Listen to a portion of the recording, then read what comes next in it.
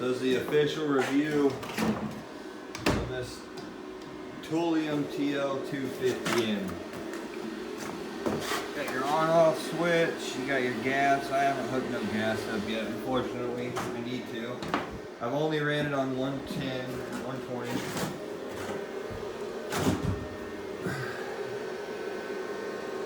I got a nice solid little handle here. I got a 10 pull spool on there, just a 0.35. Make sure you change, whenever if you run 0.35 or something, you change your tip or it'll get caught up. I got these, they consumables you can get anywhere, so I got mine from Harbor Freight. Pretty good. Nice little machine, everything seems to be built well. I mean, the handle's a little soft on top, so you can't just go toss it in your truck or something, you know, you gotta be kind of easy with it a little. Unless you reinforce it, which I may end up doing, I don't know. But I run it on manual MIG. This is my settings right now. 2T, I got it on 0.9, so 0.35, I got it on flux. So, I mean, everything's pretty self-explanatory. The Synergic MIG, I haven't ran that yet. A lot of people seem to like it. Not too much videos on the 250M, so I figured I'll go ahead and do one. Had it for about a week now. Seems to be running good. So the thing is with this is some people probably get confused with the 2T and it goes straight to inductance. Well, whenever it's blinking like that, you gotta move your speed dial, and it changes it back from 4T to 2T. So some people get confused. So then this is your inductance down here. You can change it. I'm running mine at a 6. Seems to be doing okay. So you got Synergic MIG, other than manual MIG. You got MMA, which is arc or stick welding, some people know as. And then TIG, it just says TIG on here, but you can't really just do any type of TIG. It's a lift TIG, and then you got it's spool gun capable, which is cool. I haven't ran spool gun yet on there. I gotta buy one. But other than that, this thing's a pretty nice little machine. I ran 6011 1/8" on the MMA, and it did honestly fantastic for 110 volts. It just, once it fired up anyway. So you have a little bit of trouble getting it to fire on 110, but I'm sure 220 would fire it right up, and then you'd lay a solid bead with it. I was welding some 1/8" T-joints to like 1/4" plate. Seemed to do alright. I'll show you a video another time on it, on the arc welding. But today we're going to be reviewing the flux core.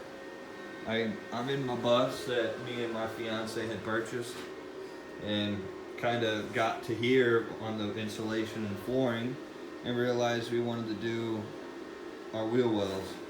So that'll also be a different video for some folks. And this one is I got to cut all that out with the plasma cutter. So I got this Best Arc DP, it's the BTC 500 DP model. That thing is a fucking champ for $200, you know, $250. So you can't really beat it at that price. Or honestly, you can't beat much into anything at that price, man. This thing has saved me through so much trouble, like from cutting it out the wheel wells to even cutting some of these angle irons down. But yeah, it's a solid little machine. I'll do another review on that if y'all enjoy. But yeah, anyway, these connections are pretty simple. The setup's pretty fairly easy, you know, it's all plug and play. So on flux core, you're gonna run your, you know, obviously your gun. Then your ground clamp will be right there. And then this is where your arc would usually, your stick welder would usually go, and then this thing would just be hanging down. Then obviously you got your clamp, and then you don't have to take out your MIG gun either to run your MMA mode, which is honestly pretty fancy. I like that. Honestly, this thing's got a lot of good features for the price of it. I think I paid $380 or something after tax, and honestly, could not have went better. My only problem is, like I said, the 4T doesn't work on it, so probably something to do with the I don't know. I mean, it's got to do something with the drive board, the main board, something on there. Maybe the wire came unsoldered or something from shipping, or who knows. Maybe they just put that setting on there for the hell of it to make you think you got it. But I know a bunch of people, it comes in 4T, and a lot of people's does work, and they just don't know how to get it out of 2T or 4T. You just got to use your wire speed dial once that light's blinking. So, otherwise, man, I've not really had a problem on this yet. I can run 22 volts, 23 volts on this, and that's about what I run at work, and this is on 110 volts, and I got 220 at the shop, so I mean, it's not bad at all. Nice little machine. So figure nobody's done anything structural or nothing with this welder as far as I've seen online, so I figured I'll do something structural, and maybe in a year or two I'll show you guys how it's holding up. But yeah, here we go. This isn't just a little practice on a T-joint or nothing, showing you what's gonna do. I'm gonna tack all this up. Not that back angle, but I'm gonna tack this up and weld it off, and I'll show you, maybe mess with the settings a little bit. Everyone welds different. There's a million ways to do one thing, and all of them are right. So, or either none of them are right. I mean, either whichever way you want to think. But yep, I ended up having to go a little higher on these wheel wells. I know if you're here for the review, you probably don't care, but if it interests you, you got my block stoppers. It's about 2 inches above hitting the ground. So I originally had done 3-inch angle iron on here, and by the time I got my 1.5-inch angle iron across, I didn't even think about welding it like that until just now. None of us are perfect. But definitely didn't accommodate for that. So now that I have it raised, I'll probably leave that right there. It might look a little trashy until all the other angles, supports are in, and but I don't even care, because sheet metal's going over it anyway, and that'll give me a nice brace to the wall. So I have another piece of support, and then yep, that's how it's gonna be. It should be fun. I only got, so you see where that lip is? So my sheet metal will be sitting like probably on that bar, and there's gonna be some support beams. But anyway, I guess enough talking for now. I'll get to work. I know y'all want to see how this welder does. So we're gonna get to it, man. All right. I don't have the app to get, swap my camera back and forth. I don't have a fancy camera for now, I will maybe eventually if these videos start getting somewhere. I'll start doing some how-tos and whatnot. So I can set this back a little further, and so you can see me. Oh, broke it. Just kidding. Oh, I did break it. Well, shit. There goes nothing.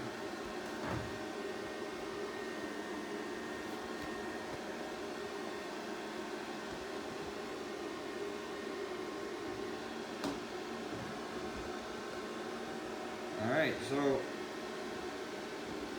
give me 1 second here. I've done fidaddled my daddler. So now we're going to have to come up with a different way of filming. Sorry.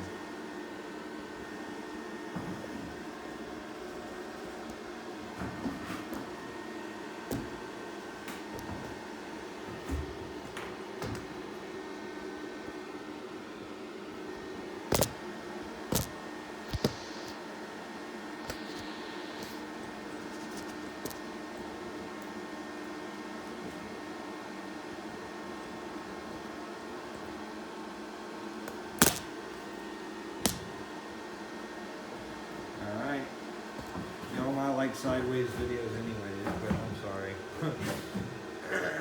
About the mishap there.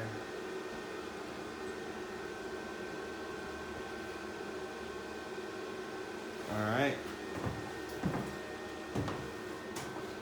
So unfortunately that's kinda sucks. I'm sorry. But here, I'll show you what I mean.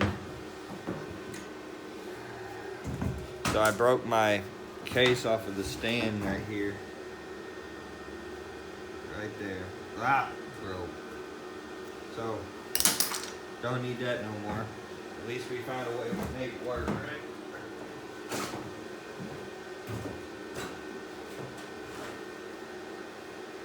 So I did realize that you can get consumables at Harbor Freight or something, but the nozzle takes a 2150.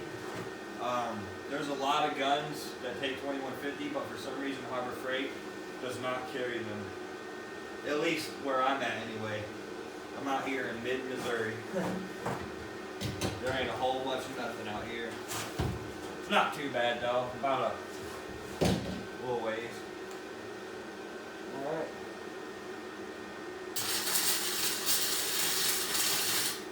Tag her there.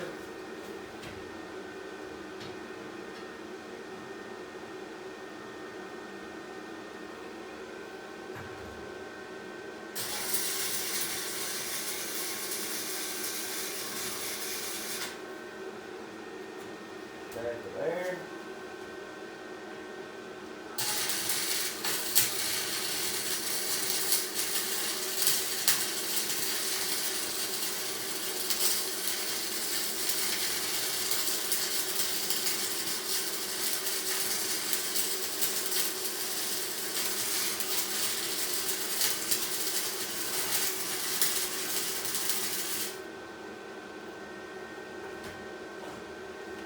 Oh man, I just realized, I'm sorry y'all, I forgot my brush at work. I have to go get one. So I won't be able to clean these off to really show you.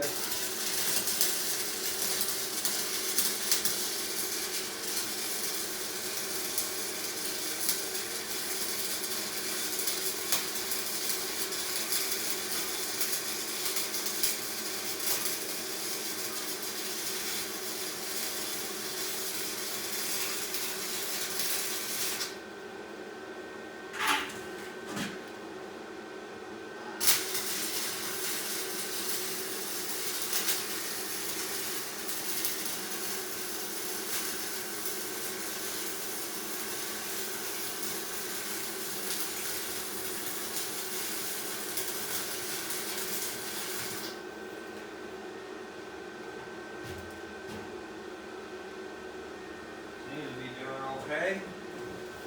Now I've had this for like a week or so now. Damn it. Another thing with flux core, you don't really want to push it like you do a solid wire with when you're running gas. When you're running gas, you know, you get to push it and it does a nice clean weld on these. Since it being flux core, you're going to actually, to show the nice weld, you got to clean it with a wire brush. I actually should probably change my inductance a little bit because she's kind of bubbling and popping. But I'm not even really going to worry about it. It's all getting covered necessarily. But I started out with 6 inductance, so here, I'm going to move it down to a 3 just to show you like what I mean by when it's bubbling and popping and show you what the inductance does. So I went from a positive 6 to down to a 3. And hopefully she does a little better now.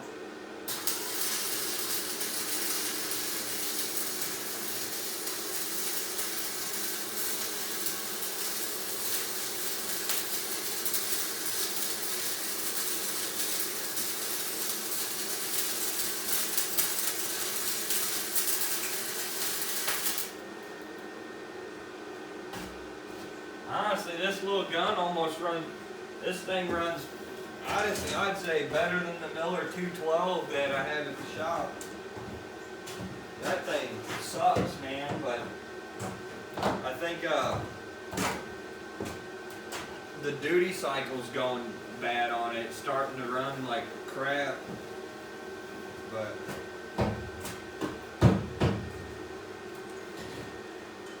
get some of these inside Phillips real quick, and I'll show you some of the outcome.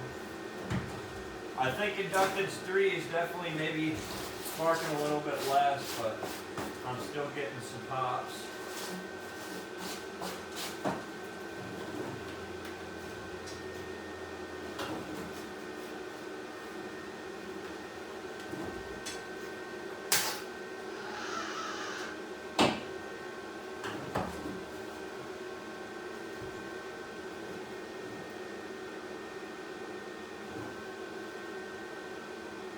Ay. Done clogged my tip. Ha!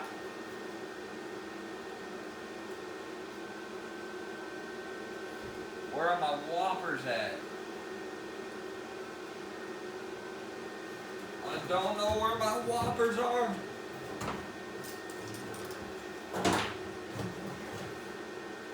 We're just gonna use some vice grip, man.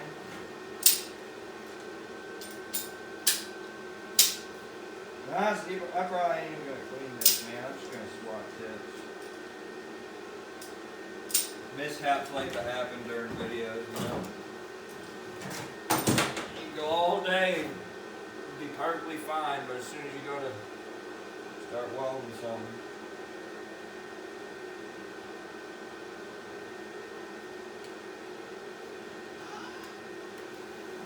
Yeah, I ain't even gonna worry about cleaning that.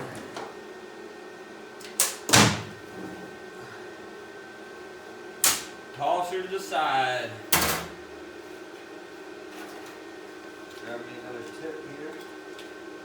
And we'll get back to work. Sorry about that. In case some of you didn't know, if you're any type of MIG welder or any type of welder, or if you're new to this or not, another pointer is you can get torch cleaners, and it's basically like a little tiny rods the size of like a welding wire or something, and it's kind of like the chip, not really. It's barbed on the inside to where whenever you can clean your tips and stuff, instead of just toss them out like I just did there. But fortunately, I don't have any on me at the moment. You just see me pick my wedgie, sorry.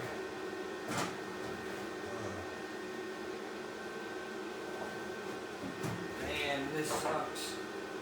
Because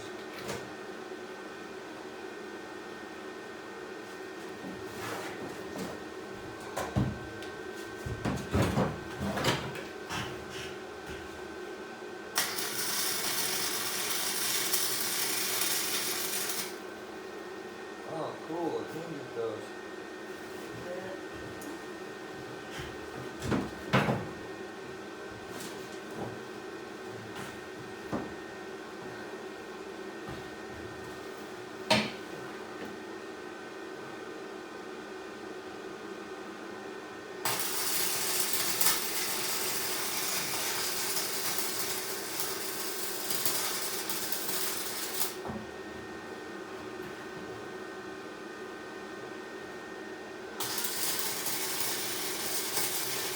This is the first time I'm attempting to fill gas with it, and it's doing pretty good, especially for flux core. Some of you that know flux core don't really like to eat as good without the gas, but I'm getting some pretty good quality welds here, and I got about an 1/8" gap going on. I know there's easier ways to do this than laying here like this looking dumb, but unfortunately I'm just trying to make it a little exciting for you guys.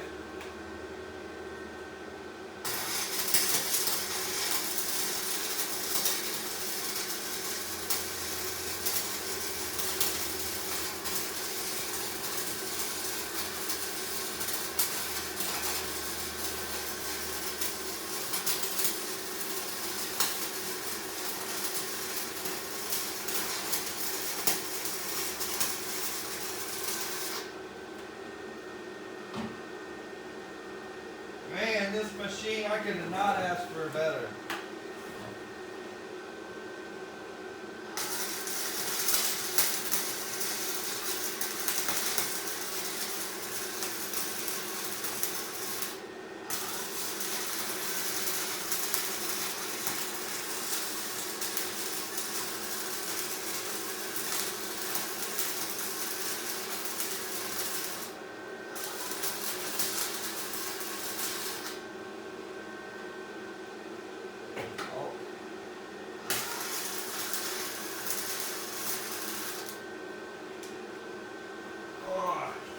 Got one more to do.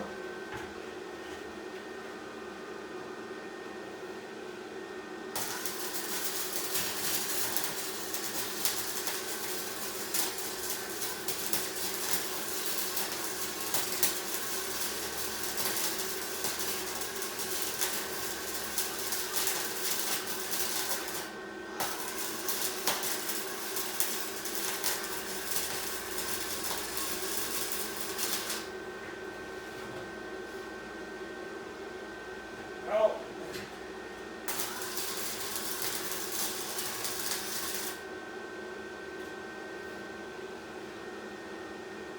Honestly, that should be about good for me.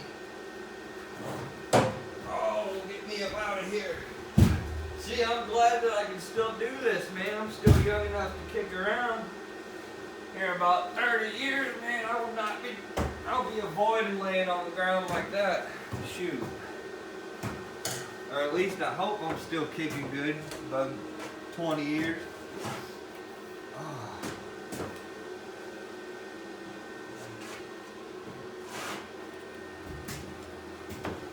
Like I said on my last videos, in case some of you don't know,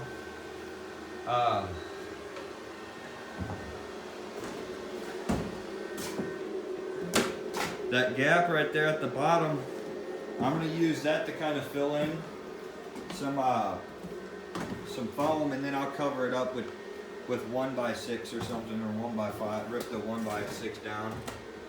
But here's the finished product. That was all on a 6 inductance. See how it's popping and finaggling there? Same with this side. That was a 6 inductance. That was a 3. And down here,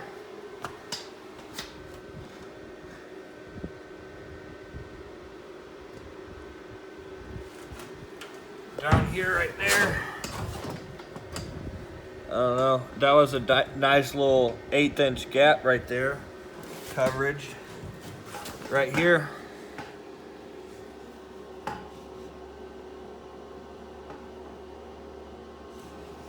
Where, oh, yep, wrong spot, my fault. All right, so that was still on a number 3, did pretty good. And that's a decent gap fill for what it's worth. There's another one right there. Sorry guys, this thing's kind of right there. There's the end where I was kind of relaxing, chilling a little. Turned out pretty good, really. And there goes my mat. But we'll get that other side going. Might do that off camera. I'll save that for another video because I gotta do some cutting with the plasma cutter. Alright. Thanks for stopping by and seeing the channel. If you have any questions, just let me know. I know I'm not the greatest at explaining or whatever. I'll get there. This is my first video. I just figured I watch so much YouTube videos and it helps me learn, so might as well pass on the knowledge, you know? And besides, I've never seen a video with these wheel wells getting done anywhere, so might as well be the one to do it. Every time I've seen them, people were just filling them up, you know, boxing them in, keeping the original wheel wells, which I'm not that short, you know, I'm average. I'm like 5'8", 5'9", And I definitely don't want to be hunched over every time I have to go to the bathroom or go back to the room or go to bed or whatever. And I definitely don't want company having to do the same in case we ever have people over, because we're going the traditional route with no roof raise or anything. So that's basically all that for now. And then get this phone off of here. Sorry. But I mean, you see it, man. I don't see it getting much better than this for $350. You know, I've used Miller, I've used ESAB, and I've used Lincoln, I've used Hobart. Actually, I just replaced my Hobart 140 for this, and the Hobart 140 is still $600, you know? So for half the price, I get TIG welding and arc welding, and I get an extra, 110 amps? So yeah, definitely this is the route I would go, in my opinion. I haven't really done any reviews on other welders besides high-end products, so this is kind of like my first Canadian brand or Chinese brand. Everything else I've used has been Miller, from Miller 350 MPs to, you know, Miller 212s. I've been through quite a bit of machines, and honestly, for the price point, I mean, you can't really beat it.